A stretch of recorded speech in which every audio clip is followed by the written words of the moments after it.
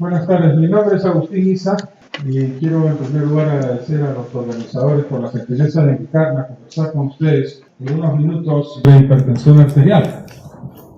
Les comentaba que hace unos 20 años, un poco más, comenzamos a hacer estos cursos. Y desde entonces tengo mucho gusto de venir de 20 años, ¿no? A conversar con los alumnos. Me da mucho gusto que esto continúe y que siga, que sea un esfuerzo de los alumnos sanfernandinos. Me da mucho gusto. Hipertensión arterial es un problema importante de salud. Ese es el tema que yo voy a conversar con ustedes. Y es un problema importante de salud porque una muy buena parte de la población mundial es hipertensa. Más de 1.000 millones de personas son hipertensas. Y en el Perú, más o menos 1 de cada 4 personas encima de 18 años son hipertensos. 1 de cada 4, o sea, 25% de la población peruana es hipertensa.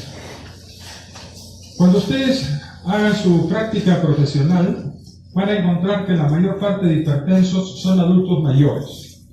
La hipertensión arterial habitualmente comienza en la 5ª o 6ª década. Y cuando ustedes vean esa población, 1 de cada 3 es hipertenso. En Perú, 1 de cada 3. En países con población mucho mayor, con mayor número de adultos mayores, 1 de cada 2. En Alemania, 1 de cada 2 personas encima de 60 años es hipertenso. Hipertensión arterial es un problema de salud, como les estoy mostrando, no solamente por la cifra de presión, sino por las repercusiones que tiene en el transcurso del tiempo. Ser hipertenso a uno le da una posibilidad mayor de tener un infarto del corazón, tener un accidente cerebrovascular, tener daño en la retina, tener enfermedad renal o tener enfermedad vascular periférica. El problema con la hipertensión arterial es que no duele. Y entonces cuando ustedes vean a pacientes con hipertensión arterial o le midan la presión arterial, le van a decir, ¿usted es hipertenso? Sí, pero yo no siento nada. No siento nada. Y entonces, ¿para qué me dan medicinas? Me van a lograr el estómago. ¿De acuerdo? Y entonces tenemos que convencerlos de que es importante que reciban tratamiento, porque los hipertensos que reciben tratamiento disminuyen la posibilidad de tener cualquiera de estos problemas que les he mencionado. De tal manera que sabemos y conocemos que hay medicamentos que son buenos para el control de la presión arterial. Lo que un poco tenemos que saber es qué cosa le conviene a cada uno.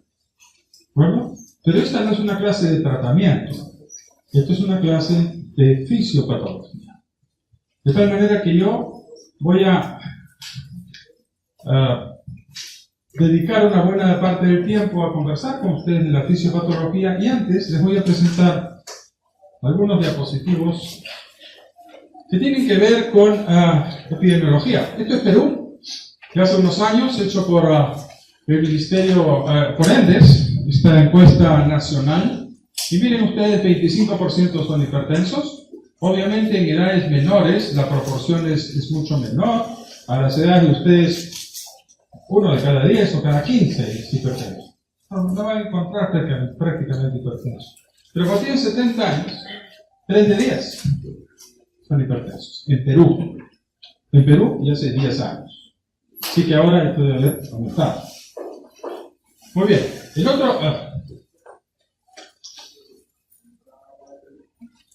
El otro asunto es que en el Perú vive gente en regiones urbanas y gente en regiones rurales. ¿Y qué pasa con los que viven en las zonas rurales? ¿Son tan hipertensos como los que viven en las ciudades? Y la respuesta es no. La respuesta dice que aquí tienen en amarillo los que viven en zona rural y en celeste en las ciudades, de 60 a 69 años. Y miren la diferencia. Los que viven en las ciudades tienen más hipertensión arterial que los que viven en las zonas rurales. ¿De acuerdo? Y esto es lo que vemos. Perú, zona urbana, zona rural. Y además de eso hay otra cosa importante. No saben que tienen la presión alta. 72% de los pacientes que viven en zonas rurales no saben que tienen hipertensión arterial. Y en las ciudades sí, 1 de 2 sabe. ¿Qué significa esto? Significa esto que no saben por qué, porque nadie les ha medido la presión. Entonces, primer mensaje para ustedes. Independientemente de la especialidad que tengan, deben medirle la presión arterial a todos. Porque la única manera de hacer el diagnóstico es midiendo la presión arterial. No hay otra manera. Y medir la presión arterial, como ustedes saben, no es difícil. ¿De acuerdo? Tiene un montón de fallas. En todas partes del mundo se mide mal la presión arterial. Y entonces hay que ponerle un poquito de cuidado. Hay que poner bien el tensiómetro. No lo pongan encima del saco. ¿De acuerdo? El manguito tiene que estar encima de la piel. El paciente tiene que estar sentado. Tiene que estar con el tórax apoyado en el respaldar de la silla. Los pies tienen que estar pisando el suelo, no bailando. ¿De acuerdo? Tienen que tener unos minutos de descanso. No deben haber tenido que tomar café ni fumar. Y luego de eso le miden la presión arterial. Y le miden la presión arterial en los 2 brazos, por favor. La primera vez que midan la presión arterial, la miden en los 2 brazos. Porque rápidamente van a poder hacer un diagnóstico. Si ustedes encuentran 20 milímetros de diferencia entre un brazo y el otro, probablemente hay una estrechez en la arteria del brazo. Ese es un diagnóstico. Simplemente midiendo la presión arterial. Muy bien. Todo médico tiene un tensiómetro. ¿Cierto? Y ahora estamos cambiando de los tensiómetros aneroides y los tensiómetros de mercurio, los tensiómetros oscilométricos son. Bueno, y otra cosa que está ocurriendo es que las familias en la casa tienen tensiómetro cada vez más. De tal manera que antes el único que sabe medir la presión es el médico, se acabó. ¿De acuerdo? La señora mide su presión arterial en su casa. ¿Y es importante? Sí, es muy importante. Antes nosotros le decíamos a los pacientes, usted no se mide la presión arterial, yo se la tengo que medir, yo soy el médico, no es usted, ¿no? Yo soy el único que sabe. Ahora le pedimos a la gente que tenga un tensiómetro en la medida de sus posibilidades, ya lo voy a explicar por qué. Muy bien, entonces, ¿qué es presión arterial? La fuerza con que viaja la sangre en las arterias. ¿Resultado de qué? De 2 factores. Gasto cardíaco y resistencia periférica. Sí, facilito. Gasto cardíaco por resistencia periférica. ¿Qué cosa es hipertensión arterial? Cuando la cifra es más alta que lo normal y en la cual o aumenta el gasto o aumenta la resistencia. No más. Todos los caminos conducen a Roma. No, hay muchísimos mecanismos, pero todos tienen que pasar por cualquiera de estos dos aspectos. O aumenta el gasto o aumenta la resistencia. Cualquiera de los dos. ¿Bueno? Muy bien. Entonces, ¿qué es hipertensión arterial? Hipertensión arterial es un síndrome cardiovascular. Por si acaso, estoy dejando la presentación aquí, ¿ya? Porque algunos diapositivos los voy a pasar un poquito rápido, pero ahí tienen la presentación, la acabo de dejar para todos ustedes, ¿ok? Un síndrome cardiovascular progresivo con etiologías complejas e interrelacionadas. Miren lo complicado. Etiologías complejas e interrelacionadas, que además es progresivo. No es como neumonía, pero tengo neumonía y después me curo. No, esto va gradualmente en el tiempo. ¿Ok? Muy bien. ¿Qué más? Inicialmente anormalidades fisiológicas. La función se altera y después con el tiempo se altera la estructura, tanto en el corazón como en los vasos. ¿Qué más? En el transcurso del tiempo daña el corazón, daña el cerebro, daña los riñones, daña la retina, daña los vasos y finalmente produce morbilidad y mortalidad prematura. ¿Ok? Entonces, esto lo tenemos que saber de memoria. ¿De acuerdo? Para hacer arritmias necesitan un electrocardiograma y necesitan saber el electrocardiograma. A veces puede ser muy complejo, pero es indispensable que lo sepan. Esto lo tiene que saber todo el mundo. No hay médico que no pueda hacerlo. Muy bien. Entonces, la hipertensión arterial se divide en dos. La hipertensión que se llama primaria o esencial y la hipertensión secundaria. Entonces, cuando ustedes vean a un paciente y le miden la presión y le diagnostican hipertensión arterial, ¿qué tienen que pensar? 95% de posibilidad de que voy a hacer el diagnóstico de hipertensión primaria. Y así piensan. No tienen que pensar en la secundaria. En medicina se trabaja por frecuencia. Después verán si hay causas secundarias, pero en inicio, hipertensión primaria o hipertensión esencial. Quiero dos términos. Muy bien. 90, 95 en primaria, 10%. ¿Cómo es este asunto de la hipertensión arterial? A veces uno tiene presión, dice que subió la presión y luego ya no tengo presión. Otra, yo soy joven, soy obeso, tengo presión alta. Luego yo soy viejo, tengo presión alta.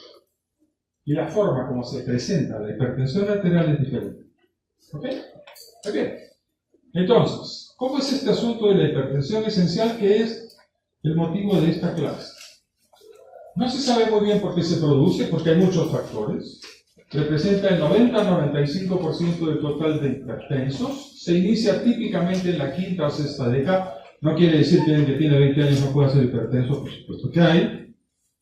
Importante la historia familiar. 70-80% tienen antecedentes familiares de hipertensión. Le miden la presión a la persona y tu papá es hipertenso o es hipertenso, tu mamá es hipertenso, y se van a encontrar con que muchos hipertensos tienen sus papás hipertensos. ¿Cuánto les cuesta? 10 segundos de preguntar. ¿Ok? Muy bien.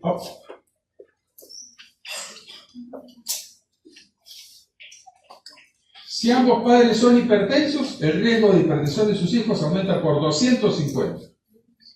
Las correlaciones entre padres e hijos son más fuertes que entre los cónyuges. O sea, yo con mi papá le pregunto, ¿eres hipertenso? Soy casado, le pregunto a mi esposa, ¿es hipertensa? ¿Tiene algo que hacer? Vivimos en la misma casa, comemos lo mismo, peleamos igual, no tiene nada que ver. ¿De acuerdo? Es una cuestión, entre comillas, genética. Entre comillas. Muy bien. Ciertas razas efectivamente tienen más riesgo de hipertensión arterial. Los afroamericanos tienen mucho más hipertensión arterial que los que no son. Antes, cuando hacíamos guardias en el hospital, cuando era interno, venía un afroamericano y tenía dolor de cabeza o con mareo, ya sabían que era hipertenso y sus presiones eran altísimas, 240, 140, 240, 160. Eso se ve ahora menos. Terminan centrales, los afroamericanos tienen más posibilidades de ser hipertensos que los que no lo son. ¿De acuerdo? Y ya saben esto, más hipertensos en ambientes urbanos que rurales. Listo.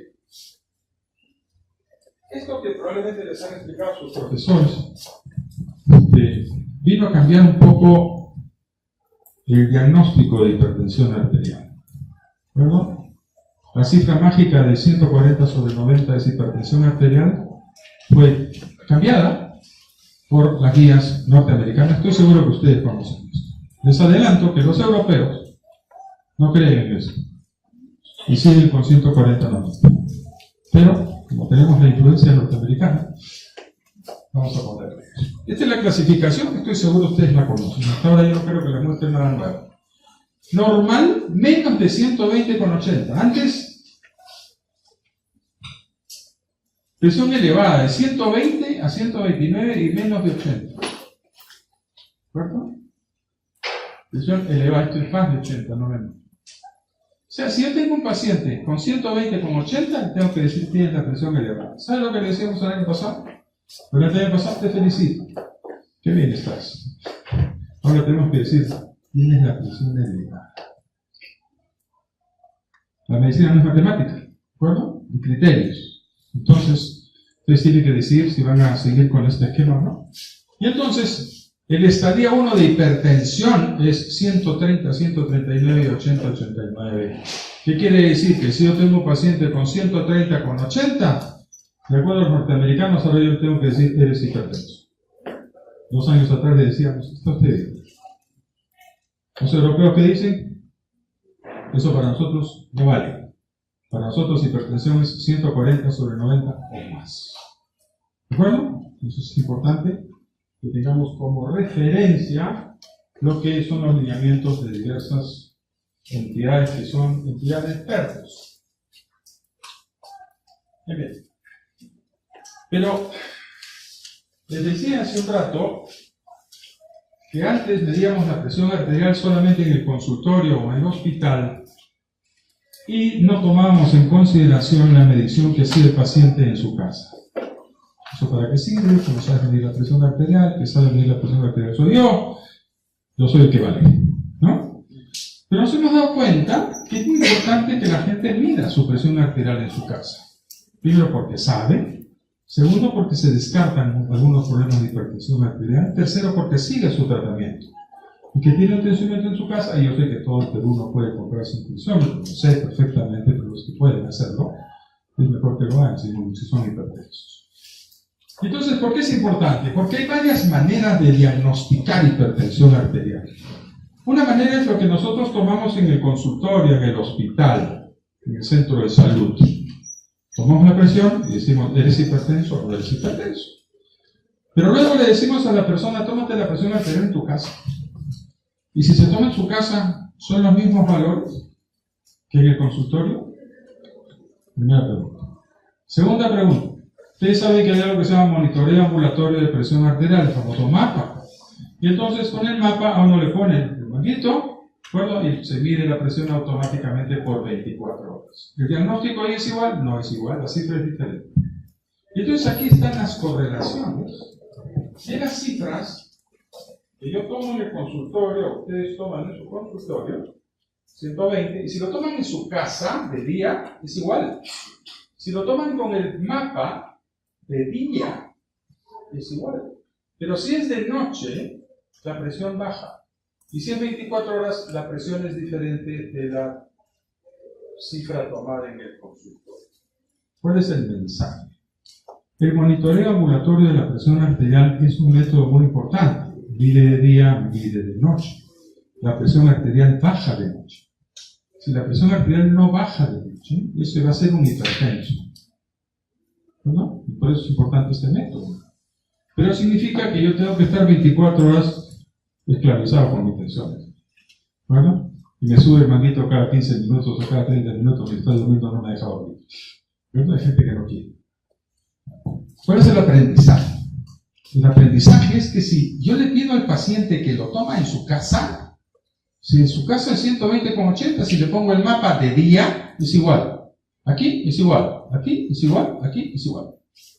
Y entonces, si yo le pido a ese paciente, tómate la presión 3 veces al día o 4 veces al día, anótale un papelito.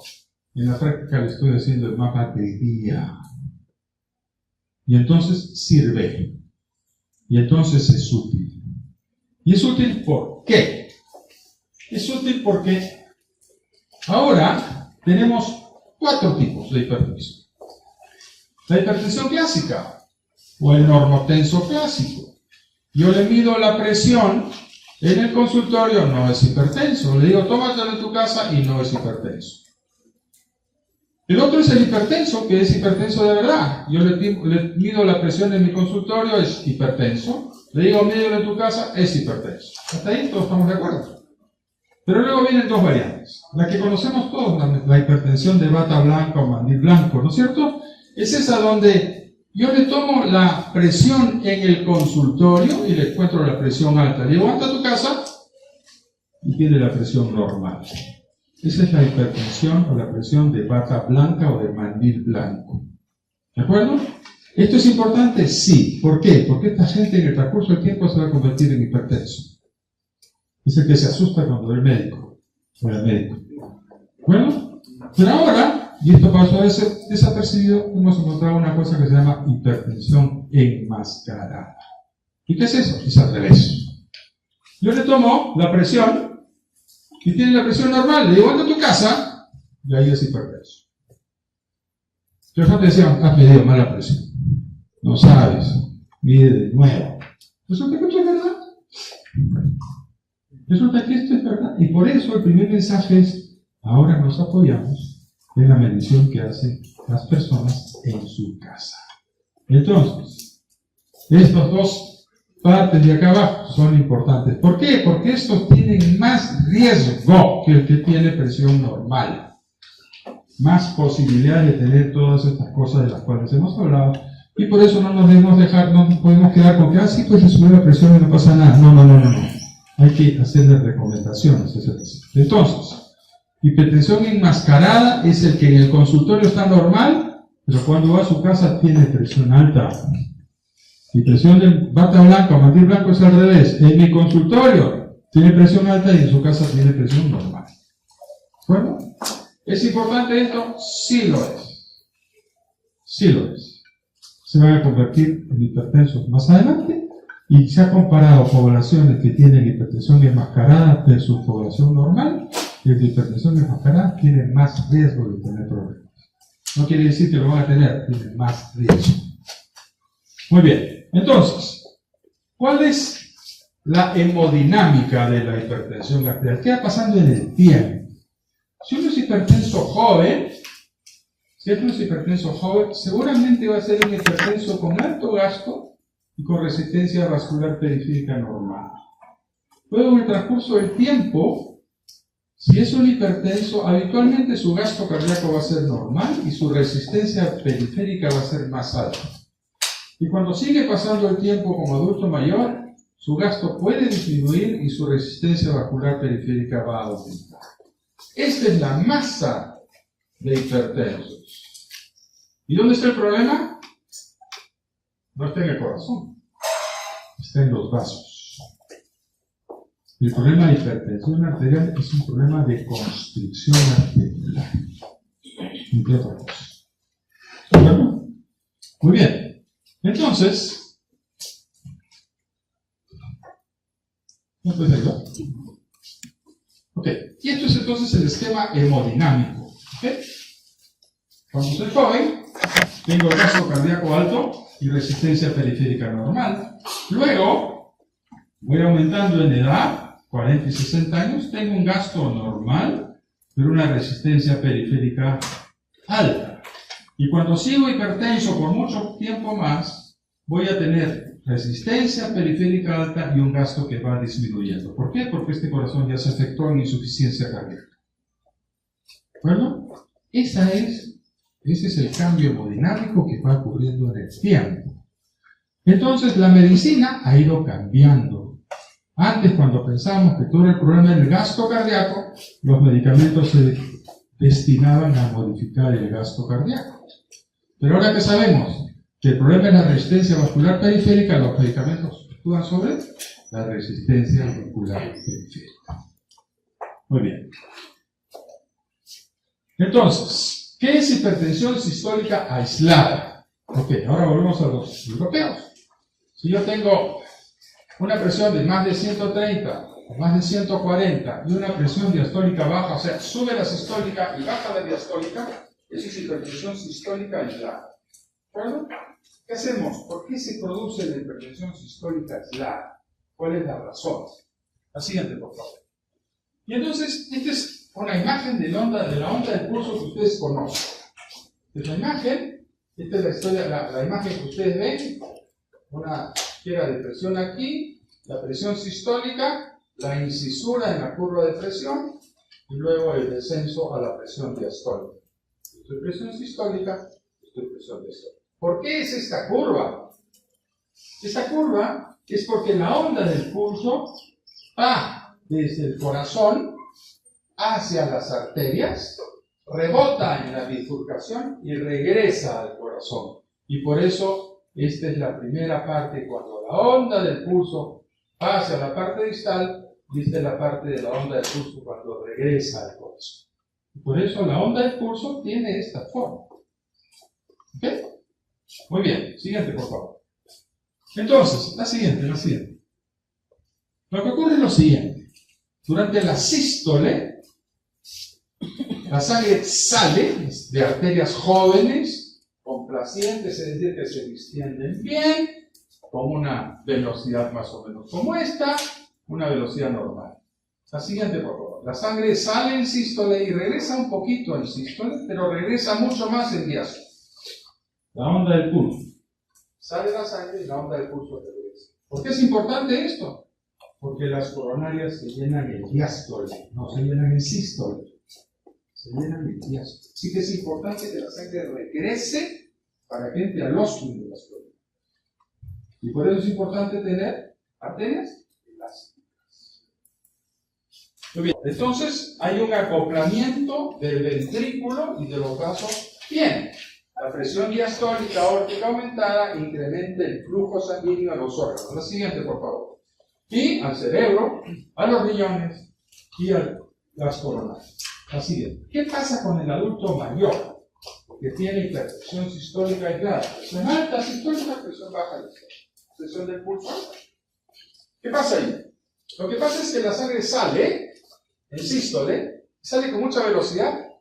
Las arterias están rígidas, la sangre viaja más rápidamente cuando uno está más viejo. Y entonces, ¿qué pasa? Regresa, ya no en diástole, sino regresa en sístole. ¿Y qué encuentra en sístole? Encuentra en sístole que el ósculo de la coronaria está tapado. Porque la válvula tiene que cerrarse para que entre la sangre. Si las válvulas están abiertas, está obstruyendo el ósculo de la coronaria.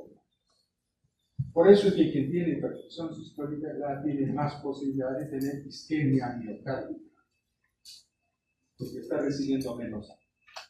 Este es el paciente con esa onda del pulso adicional. La siguiente, por favor. Que miren ustedes cómo es el esquema. Cuando alguien es joven, esta es la presión, la curva de presión aórtica, la curva periférica, y luego el flujo es continuo, ya no es pulsátil. Porque mi arteria es distensible. Cuando mi arteria es rígida, la presión del pulso es mayor, o sea, la presión entre la sístole y la diástole. Esto se mantiene en toda la circulación y el flujo es pulsátil. ¿De acuerdo? La fisiología es diferente. La siguiente, por favor. Y entonces, cuando hay rigidez de las grandes arterias, cuando hay un estrés pulsátil, hay daño microvascular que se puede producir como infartos lacunares en el cerebro o como pérdida de albúmina por la orilla. La siguiente. Y entonces, lo que ocurre es esto en el cerebro, que cuando no había resonancia no sabíamos. Ahora todo el mundo habla de Alzheimer, y no todas las demencias tienen Alzheimer. Hay un grupo importante que tiene demencia vascular. Que da los mismos síntomas. Pierde contacto con la realidad, pierde el control de síntomas, es un proceso gradual. Pero es demencia vascular. Aquí tienen, antes no había resonancia y lo sabíamos, pero miren este puntito, acá lo ven mejor. Lesiones focales que van dañando el cerebro y van construyendo un cuadro de demencia por el problema vascular, no por el Alzheimer. Bueno, lo que pasa es que para ver esto antes teníamos que esperar que se muriera alguien y hacerle una necropsia. Ahora con la resonancia lo podemos ver. Y por eso es importante manejar la persona que está bien. Porque si la maneja bien, esto no se va a producir. Eso es importante, no se va. Así es. Muy bien, y lo mismo pasa en los riñones. De la misma manera, van habiendo problemas en el glomero, que como ustedes saben es un pelotón vascular. Así es. Muy bien. Entonces, hemos hablado de una de las causas de hipertensión arterial, que es la rigidez arterial, la hipertensión sistólica y de ese lado la fisiopatología de este proceso. ¿Okay? Ahora veamos las otras cosas. Dice el doctor, y la genética. La hipertensión arterial es un problema genético, como usted nos dice que los padres, si uno es hipertenso, los padres han sido hipertensos. ¿Cómo es este asunto de la genética? La siguiente. Y entonces, hay dos tipos de causas de la hipertensión arterial. Los órdenes hipertensivos monogénicos familiares que son raros y unas formas clásicas de rasgo cuantitativo. Para que sea fácil. Porque esto es complicado. Por eso voy a pasar los diapositivos rápidos. Esto constituye un porcentaje muy pequeñito de hipertensos. Ya, si a mí me preguntan, doctor, hay del 100% de pacientes, ¿cuántos tienen desorden genético? Casi nadie. Pero se ha servido para investigar bien. Y hay una serie de desórdenes genéticos. Lo voy a pasar rápidamente porque lo importante aquí es que vean que, por ejemplo, este aldosteronismo remediable por glucocorticoide, la causa es la alteración en este gen. Y el pseudo-hipoaldosteronismo, la causa es este gen. Y el hiperaldosteronismo familiar tipo 3, el gen es este. ¿Van a poderlo ver en su práctica? No sé que tenga un estudio genético. ¿De acuerdo? Sigan. Y aquí, seguimos con eso. La sigan. Y aquí, como van a tener estos diapositivos, no voy a emplear mucho tiempo porque esto es la excepción. Para eso necesitan un gran laboratorio que no vamos a tener con facilidad. Acá tienen el riñón, el glomérulo, túbulo proximal, túbulo distal, rama ascendente del ADG, túbulo colector. Y aquí hay una serie de síndromes que son genéticamente reconocibles, porque se maneja mal el sodio. El más conocido es el síndrome del Liddle, pero tienen la deficiencia de la sintetasa de aldosterona, la deficiencia de hidroxilasa, la hipertensión exacerbada por el embarazo, y habitualmente son problemas de membrana celular donde se maneja mal el sodio y el potasio. ¿De acuerdo? Se lo dejo para que ustedes lo revisen, pero esta es la excepción. Así es. Muy bien, entonces, ¿por qué se produce la hipertensión arterial? Por un montón de mecanismos probables. Y lo más probable es que se junten en algún tipo. Entonces, porque aumenta, me quedé sin pila, creo. ¿Tenemos? No.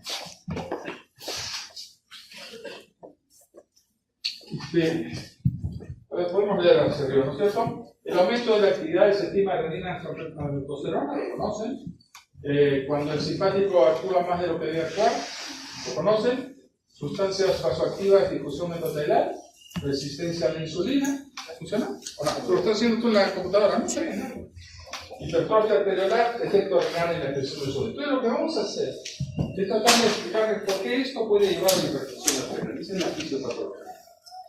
¿Ok? La siguiente, por favor. Entonces, hipertensión arterial es un tema complejo. La parte de arriba, ¿ven? Problemas genéticos, ya hemos hablado un poco. Actividades simpáticas, problemas cardiovasculares, problemas renales, gastrointestinales, endocrinos, ambientales. Todo esto contribuye a que seamos hipertensos. ¿Todos los factores contribuyen en todos nosotros? No. Pero no sabemos con precisión cuál de los dos. Sí sabemos algo. La mayor parte de hipertensos tienen problemas en el sistema renina-angiotensina-aldosterona. Y por eso los medicamentos ahora modernos lo que tratan es de bloquear el sistema renina-angiotensina-aldosterona. Vamos a repasar esto un poco. La siguiente, por favor. Pero, últimamente, la inflamación está de moda, ¿no es cierto? Todo eso es inflamación. ¿El embarazo es la primera inflamación? Bueno. Y arteriosclerosis, inflamación, artritis, inflamación, gastritis, inflamación, hipertensión arterial, inflamación. Vamos a tratar en un par de diapositivos a explicarles por qué.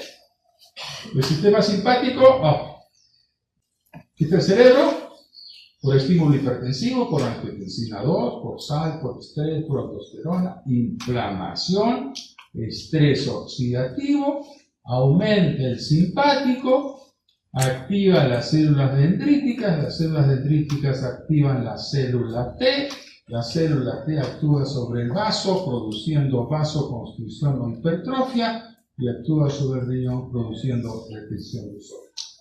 Es la hipótesis de que la hipertensión arterial es un cuadro inflamatorio. El problema es que tiene razón. Siguiente, por favor. Y entonces aquí tienen una cosa mejor. Hipertensión arterial, veámoslo desde abajo. Hipertensión arterial tiene alterada la natriuresis, tiene alterado el tono vascular, hay aumento de la actividad simpática y esto es inflamación. Inflamación de riñones, de arteria, del sistema nervioso central. ¿Cómo? A través de una respuesta inmune adaptativa a las células T que regulan la inflamación y producen este cuadro. La respuesta inmune innata va por el lado de los macrófagos y los inflasomas, genera inflamación y produce hipertensión arterial. Esto es una de las teorías relativamente novedosas que tratan de explicar la hipertensión arterial como un fenómeno inflamatorio. No todo es inflamación, pero aparentemente sí, acá hay un componente inflamatorio en la hipertensión arterial. Bueno, lo que no podemos hacer es tratar la hipertensión arterial con antiinflamatorios. Bueno, porque va a ocurrir al revés, que va a subir la presión. La siguiente, por favor. Muy bien, entonces, la siguiente, por favor. Todos sabemos esto. Los vasoreceptores o los presoreceptores detectan, son estructuras en la pared de la carótida y de la bifurcación, en la bifurcación de la carótida del callado de la aorta, que sensan estiramiento. Ya ustedes saben, no es que sensan presión, sensan estiramiento. Cuando hay más presión, el vaso se estira más. Y si se estira más, esto es informado al sistema nervioso. ¿Cómo es informado al sistema nervioso? ¿Qué hace el vaso? Le dice, oye, subió la presión. ¿Cuál es el lenguaje? Frecuencia de descargas de potencial de presión. Sube la presión, más potenciales. Baja la presión, menos potencial. Así es como se entera el sistema nervioso que subió la presión o bajó la presión. La siguiente, por favor. Y entonces, ya ustedes saben esto, baja la presión arterial y como respuesta viene la activación del sistema simpático, norepinefrina, a través de la glándula suprarrenal, la epinefrina o adrenalina, que van a producir aumento de la frecuencia cardíaca o taquicardia, y simultáneamente la norepinefrina va a actuar sobre los vasos, produciendo vasoconstricción, y se activa también el sistema renina-angiotensina, que también produce vasoconstricción y a su vez activa la aldosterona. Eso es lo que ocurre cuando baja la presión. Este es un mecanismo bien rápido, ¿cierto? Es un mecanismo bien rápido. ¿Dónde lo pusieron los vasoreceptores? Arriba. No lo pusieron de pie, lo pusieron arriba. ¿Por qué? Porque el cerebro no se puede quedar sin oxígeno. Por eso que los vasoreceptores están acá, cerca del cerebro, no están en el pie. ¿De acuerdo? Nos hicieron bien. ¿De acuerdo? Muy bien, la siguiente. Pero entonces cuando se produce hipertensión arterial debería bajar la presión. Bueno, el hipertenso no baja. Y durante mucho tiempo se ha tratado de investigar por qué no baja. Y no baja porque hay una alteración en la sensibilidad de los vasoreceptores en la hipertensión. O sea, se resetea el nivel donde descarga. En vez de hacerlo aquí, lo hace aquí. Entonces tolera la hipertensión arterial y por eso no la baja. Porque este es un proceso crónico. La siguiente, por favor. Y entonces, lo que ha ocurrido, todos los investigadores que hablan de la fisiopatología de la hipertensión arterial han acuñado esto. Inapropiadamente. ¿Hay flujo simpático alto? Sí, pero es inapropiado. ¿Por qué? Porque si yo corro, mi flujo simpático va a aumentar. Si me asusto, mi flujo simpático va a aumentar. Si alguien se pelea conmigo, mi flujo simpático va a aumentar. Pero aumenta y disminuye. Regresa a lo normal. En cambio, en ellos es inapropiadamente alto. Venoconstricción y retorno venoso anormal. Liberación alta de renina. Gasto cardíaco alto, resistencia sistémica aumentada, rigidez de las arterias, manejo inapropiado de sal y de agua por el riñón. Este esquema es la fisiopatología de la hipertensión arterial. ¿Qué les está diciendo? Está diciendo dos cosas. Todo pasa porque mi gasto cardíaco está alto inapropiadamente o porque mi resistencia sistémica está aumentada. ¿Quiénes actúan sobre esto? El flujo simpático, la liberación de renina, el manejo renal del sodio y del agua. Y esos son los puntales de la explicación. Hay muchos, pero son los importantes. Aumenta el simpático, aumenta la angiotensina, mi riñón maneja mal la sal. Ese es el tema. Sobre eso actúan otros. La siguiente. Una serie de factores endocrinos, neurales, volumen sanguíneo, factores cardíacos. Miren, todo puede estar relacionado con hipertensión arterial. ¿Por qué? Porque nuestro cuerpo necesita que la sangre le llegue con fuerza. Ustedes se dan cuenta, ustedes no van a medir casi nunca volumen sanguíneo. Nunca. Seguramente no han hecho ninguna práctica de volumen sanguíneo. Pero se ha medido presión. Es más fácil para todos nosotros medir presión que medir volumen. Con alguna excepción como volumen de orina. Pero ¿cuántos de ustedes saben su presión arterial? ¿Pueden levantar la mano los que saben su presión arterial? ¿Pueden levantar la mano? ¿Tan poquitos? ¿Ustedes no saben su presión arterial? No me digan. ¿No me digan que no se ha medido su presión arterial? A ver, levanten la mano. Que levantan de flojo, no están levantando la mano, ¿no? Levanten la mano los que saben cuánto es su volumen sanguíneo. Ninguno. Ninguno. ¿Saben cuántos glóbulos tienen? Quizás. Pero su volumen de sangre no lo saben. Porque no lo medimos. Medimos la presión. ¿Ok? Seguimos. Entonces, esto ya hemos hablado. El sistema eferente, una vez que hay una alteración en la presión arterial, hay eferentes simpáticos y hay problemas renales. Y aquí les he traído este diapositivo por lo siguiente. Un tiempo atrás pensábamos que la vía eferente era la única que existía para los riñones, es decir, desde el cerebro hacia los riñones. Hubo una serie de pacientes hipertensos que se llaman hipertensos resistentes, es decir, le damos 3, 4 medicamentos y siguen con su presión alta. Una de las maneras que se evaluó en los últimos tiempos fue entrar con un catéter y destruir la parte interna de las arterias renales. ¿Por qué? Porque ahí habían receptores que no sabíamos. Lo que habíamos aprendido es que hay también, aferentes renales que van del riñón al cerebro. Y entonces una de las cosas que se hacía, ha dejado de hacerse y se ha vuelto a hacer, es destruir estos nervios renales. Y se ha conseguido un porcentaje importante de pacientes que la presión baje. O sea, aquellos que le dan 3 medicamentos, 4 medicamentos, 5 medicamentos, la presión sigue arriba, sigue arriba, sigue arriba. Antes de que tenga un episodio severo, un infarto cerebral, un infarto cardíaco, se le ha destruido se aprendió aquí que hay eferentes renales y aferentes renales. ¿Ok? Esto está ahora en observación. Pero les traigo este diapositivo porque es un poco más moderno. La siguiente, por favor. Y entonces ahora vemos el simpático. ¿Qué pasa con la hipertensión y el sistema simpático? ¿Alguien me vio? Dijo, ok, esta es una señora de 48 años que tiene 107,58. Acá está mi electrocardiograma y aquí está el número de impulsos simpáticos que tiene esta persona. Y aquí tengo otra persona ya más o menos parecida, pero que tiene hipertensión arterial. Este es el número de descargas simpáticas. Acá lo ven como descarga simpática. Quiere decir que en el hipertenso hay más descarga simpática en un grupo de pacientes, habitualmente los jóvenes que tienen hipertensión sistólica. La siguiente. ¿De acuerdo? Muy bien. Y entonces, dijeron, no, pero vamos a compararlos. Y entonces vamos a comparar al que tiene, al normal, ¿okay? Y al que tiene hipertensión leve a moderada, el que tiene hipertensión severa. El que tiene presión cada vez más alta tiene más descarga simpática. Ahora comparemos el normal con el hipertensión enmascarada o el hipertensión de bata blanca y aquí hay descarga simpática mayor. O sea, tanto en el hipertenso de bata blanca como el hipertenso de hipertensión enmascarada hay mayor actividad simpática. ¿De acuerdo? Por eso algunos medicamentos inicialmente fueron para bloquear el simpático.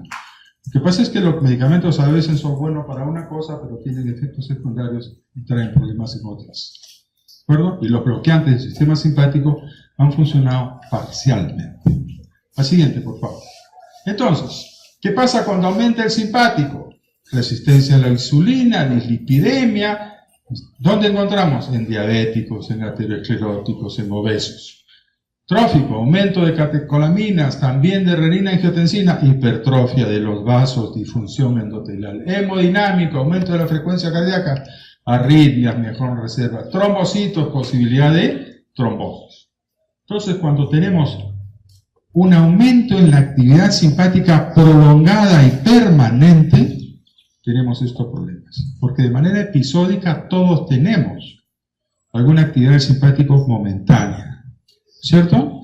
Cuando alguien nos asusta, cuando tenemos una relación emocional, ¿no es cierto? El corazoncito late más rápido y late más fuerte, ¿no? Eso cuando late más rápido, late más fuerte, ¿cómo se llama? Simpático. ¿Ustedes quieren? Simpática. ¿No es cierto? ¿El corazón late más rápido, late más fuerte? ¿Simpático o simpática? La siguiente, por favor. Muy bien. Y entonces, esto es lo que vemos. Estrés, actividad simpática, aumento de la contractilidad del corazón y constricción funcional. ¿Ok? Al final, o cambia el gasto, cambia la resistencia y tenemos hipertensión arterial. La siguiente. Muy bien, la siguiente, por favor, llenemos el... Entonces, hay factores predisponentes, una hipertensión que comienza y otra hipertensión que ya se convierte en más tardía. Aumenta el sistema nervioso vegetativo, aumenta el sistema de renina, se produce vasoreactividad, aumenta la presión sistólica, la presión diastólica, seguimos por favor, y se produce aumento de la presión sistólica y aumento de la presión sistólica. Esto ocurre en el transcurso de los años, no ocurre de la noche a la mañana. Vamos, avanzamos rápido. Este es el sistema que ustedes conocen: renina, angiotensina, aldosterona. Angiotensinógeno atacado por renina, angiotensina 1, ECA, angiotensina 2, y a través del receptor, la siguiente, se produce aumento de aldosterona, retención de sodio de agua, sed por vasopresina, vasoconstricción, aumento de norepinefrina, constricción mesangial, hipertrofia del vaso, hipertrofia ventricular izquierda, hipertrofia del corazón y fibrosis. Esto es angiotensina 2. Por eso es que ahora modernamente lo que hacemos es atacar angiotensina 2. ¿De acuerdo? Muy bien. ¿Por qué? Porque angiotensina 2 es un tóxico cardíaco renal en cantidades mayores. Produce activación del simpático, produce especies reactivas de oxígeno, produce inflamación, produce crecimiento celular, produce fibrosis, produce retención de sodio por aldosterona. Todo esto produce angiotensina 2 en cantidades importantes. Así es. Y entonces, otra vez, el sistema de tener el sistema nervioso simpático aumentado y el sistema renina-angiotensina aumentado, que va a generar hipertensión arterial en el tiempo. La siguiente, por favor. Y entonces acá tiene un esquema bien elemental de hipertensión arterial. Frecuencia cardíaca por volumen de expulsión, esto es gasto cardíaco, resistencia periférica, presión arterial, el sistema renina-angiotensina genera aumento de la resistencia, el sistema simpático aumento de la resistencia y aumento del gasto. ¿Por qué aumenta el simpático? Por estrés, porque tenemos un problema familiar. ¿Por qué aumenta el sistema de renina, angiotensina, aldosterona? Por una serie de cosas, entre ellas disfunción endotelial, que vamos a ver dentro de un momento. La siguiente, por favor. Entonces, ¿cómo actúa la angiotensina? Produciendo estrés oxidativo. Aumenta la endotelina, disminuye el óxido nítrico. ¿Qué va a ocurrir? Posibilidad de trombosis, inflamación, vasoconstricción y lesión vascular. Así es como se genera, siguiente, está bien, así es como se va generando el problema de renina-angiotensina. Y para complementar esto, hablemos rápidamente de riñón. Los pacientes que tienen insuficiencia renal, casi todos son hipertensos, más del 90% en el transcurso del tiempo. La siguiente, por favor. Y entonces existe una relación entre el ingreso de sodio y la presión arterial. Y este es el punto de equilibrio. La siguiente, por favor. La siguiente, pasemos rápido todo eso. Entonces, cuando tenemos defecto renal, probablemente por defecto genético, vamos a tener natriuresis, o sea, se pierde menos sodio, quiere decir que se mantiene más sodio en el cuerpo y se produce vasoconstricción y consecuentemente hipertensión arterial. La siguiente. Y entonces, si tenemos un área de filtración disminuida porque se han alterado los glomérulos, vamos a retener más sodio. Si retenemos más sodio, tenemos más presión. Y si tenemos más presión, se empieza a dañar el riñón. Si se daña el riñón, tenemos menos glomérulos, se retiene más sodio. Y así estamos dando la vuelta. La siguiente, por favor. Entonces, los pequeños cambios en la presión se traducen en cambios marcados en la excreción de sodio por el riñón. nosotros normalmente podemos comer más sodio. Y lo que va a hacer nuestro riñón es eliminar el más sodio que hemos consumido. Pero pues tenemos nuestros riñones bien. El que tiene problemas renal, come más sodio y se queda con algo más de sodio. Con nosotros, ¿qué ocurre? Comemos más sodio, y al comer más sodio, ¿cierto?, aumenta el líquido extracelular, aumenta el gasto cardíaco, aumenta la presión arterial. Esto va a originar que secrete más sodio y se normaliza la presión. Así funcionamos los que somos normales. En cambio, los que son hipertensos, la hipertensión resetea este mecanismo. Y por eso come más sodio y tiene más presión. Vamos a ver eso al siguiente. La siguiente, por favor. Y entonces esta es la línea que probablemente ustedes conocen, ¿no es cierto? Yo tengo 100 de presión y como esto de sodio. Pero si como el doble y soy normal, no me va a subir la presión. La presión sigue prácticamente igual. ¿Qué pasa? Soy hipertenso. Si como más sodio, la presión me va a subir. Y entonces por eso es que al hipertenso se le dice, tienes que comer menos sal. Pero ¿qué va a ocurrir con ustedes? Va a ocurrir que al que alguien hipertenso le dice, mire doctor, yo como más sal y a mí no pasa nada. ¿Para qué me pide que yo coma menos sal cuando no me pasa nada? La siguiente, por favor. Y entonces existen dos, los que son sal sensibles y los que son sal resistentes. A todos tenemos que decirle que coman menos sal, porque al comer menos sal, dieta baja en sal, la presión va a bajar. Pero aquí, este de sal resistente come más sodio y se comporta como el normal. Este que es sal sensible come más sodio y le sube la presión. ¿Qué manera de saber es esto? Hay que hacer una serie de pruebas. Más fácil decir, baja la sal y vemos qué pasa. En líneas generales, comer menos sal. ¿Qué significa comer menos sal? Tenemos que saber como médicos qué decirle a los pacientes cómo comer menos sal. ¿De acuerdo? No podemos decir, baje la sal en la comida porque eso es decir nada. Baje la sal del segundo piso al primer piso. ¿De acuerdo? Nada. ¿De acuerdo? Tenemos que decirle, no use salero. Tenemos que decirle, no coma alimentos enlatados que tienen mucha sal. 3, que le cocine toda la comida de su día, tiene que ser menos de una cucharadita de sal. Eso es lo que digo. El doctor, pero en la cocina, más o menos, que calcule. ¿De acuerdo? Y entonces, el resto, más o menos, tiene una nutricionista, pero con que le digan eso a los pacientes, pues se coman boca bajo de sal. Y pues yo como bajo de sal. Comer bajo de sal tampoco es muy fácil. El cuerpo se acostumbra. Y uno deja de comer comida sin sal y quiere salero, ¿no es cierto? Las papas fritas. ¿Quién la papa frita encima piden salero, ¿no es cierto? No se acostumbra, el cuerpo se acostumbra. Para bajar el nivel de sodio tiene que ser una cuestión gradual, si no la comida es insípida. Y eso es el problema. Cuando dice a los pacientes, come menos sal, no le va a hacer caso. Ok, la siguiente, por favor. Pasemos esa rápido. Eso lo hemos visto. Entonces, las conclusiones del riñón. El riñón juega un papel importante modulando la presión arterial. Se necesita una alteración de este fenómeno en la hipertensión crónica y cuando se restringe el sodio o uno da diuréticos, reducen la cifra de presión arterial. ¿De acuerdo? El diurético hace perder sodio y líquido. La siguiente. La siguiente, ya esto es lo que ya sabemos. La siguiente, por favor. ¿Qué comemos? ¿Por qué somos hipertensos? ¿Por qué los que vivimos en ciudad somos más hipertensos que los que están en la zona rural? Alguien dijo hace años, la hipertensión es una enfermedad de la modernidad, de la occidentalización, de la civilización.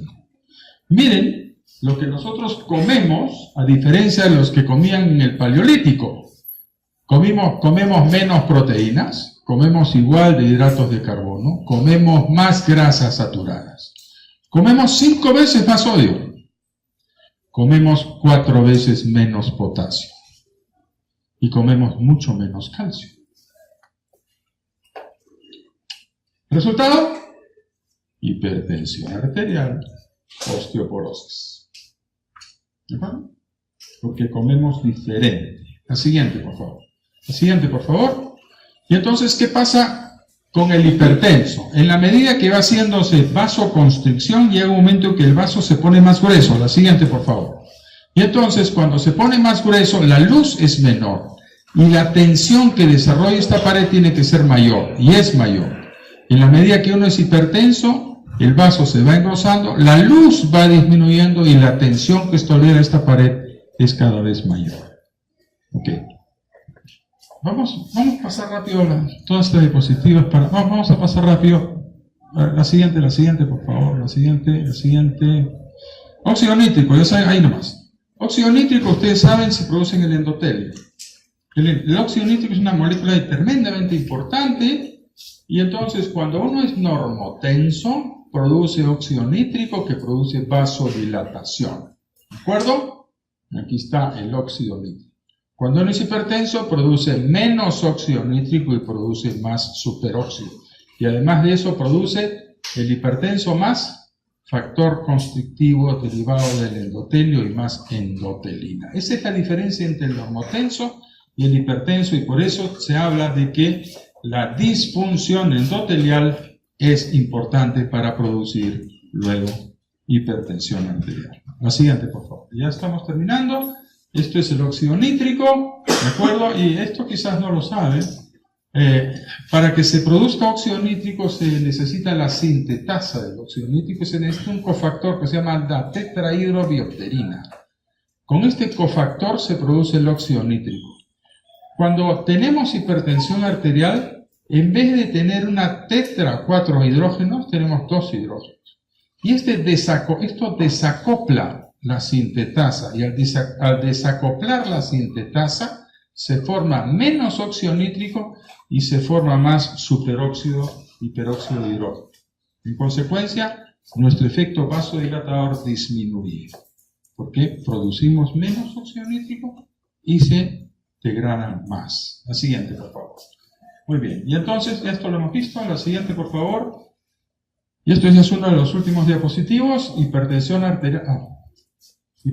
arterial, entonces produce estrés oxidativo, y estrés oxidativo produce disfunción, y luego trombosis, inflamación, vasoconstricción, lesión vascular, ruptura de la placa, y todo eso con una secuela clínica. ¿Por qué? Porque la hipertensión arterial se asocia a estrés oxidativo y a disfunción endotelial. La siguiente. Y entonces, es el resumen.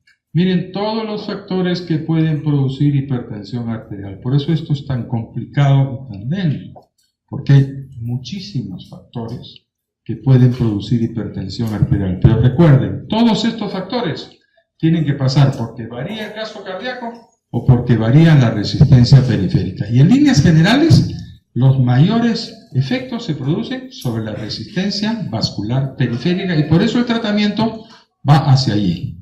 20 años atrás iba al corazón, ahora no va al corazón, ahora va hacia los vasos. La siguiente. Y entonces, ¿por qué tenemos que manejar estos factores de riesgo como hipertensión? Porque tienen disfunción endotelial, luego se enferma el vaso, los tejidos se injurian, se produce infarto, enfermedad renal, accidente cerebrovascular, insuficiencia cardíaca y muerte. ¿Qué es lo que tenemos que hacer? ¿Tratar a los pacientes acá o acá? No, hay que tratarlos aquí. Y los médicos de atención primaria tienen que tratar eso, tienen que saberlo de paporreta. Eso lo tiene que hacer cualquier médico. Ustedes no pueden ser médicos si no saben esto. Tienen que saber manejar hipertensión arterial, porque van a tener un montón de pacientes con este problema. ¿De acuerdo? Con feocormocitoma no van a ver ninguno en su vida, quizás uno. Los hipertensos lo van a ver todos los días. Lumbalgia lo van a ver todos los días. Dolor de garganta lo van a ver todos los días. Ustedes tienen que saber. La siguiente, por favor. Y entonces, ¿qué tenemos que recomendar a los pacientes? Que coman más verduras, que hagan ejercicio, que no tengan sobrepeso, que no fumen, que limiten el alcohol, que manejen el estrés y que coman menos sal. Ok, si me dan un minuto más, les voy a mostrar. Pasa al siguiente, dice gracias y otra. Vamos a pasar al siguiente. Miren lo que pasa con el hipertenso. Son 6 o 7 láminas de anatomía patológica. Ventrículo izquierdo grueso, por hipertensión arterial. Hipertrofia de ventrículo izquierdo. La siguiente. Hemorragia cerebral que mató al paciente hipertenso. La siguiente. Infarto cerebral, mató al paciente. La siguiente. Hemorragia subaracnoidea, obviamente murió el paciente. La siguiente, por favor. Retina, y esto tienen que aprender a ver fondo de ojo. Los médicos no hacen fondo de ojo, tienen que hacer fondo de ojo porque ahí van a ver los vasos, mejor que en ninguna otra parte del cuerpo, con el oftalmoscopio. Este es un fondo de ojo normal. La siguiente. Este es un fondo de ojo con exudados, con la mácula alterada, con hemorragia en llanas, con manchas algodonosas. Tienen que aprender a ver esto. La siguiente, por favor. Igual, ¿ok? Retina hipertensiva, retinopatía. La siguiente, por favor. Exudados. Hilos de plata, esto mismo. Exudados. Cruces arteriovenosos. Esto lo ven con el oftalmoscopio. La siguiente, por favor. La siguiente, por favor. Renales. Causas renales. Enfermedad poliquística. Miren los quistes. Este paciente es hipertenso seguro. La siguiente, por favor. Glomerulopatías, granularidad, cicatrices pequeñitas. La siguiente.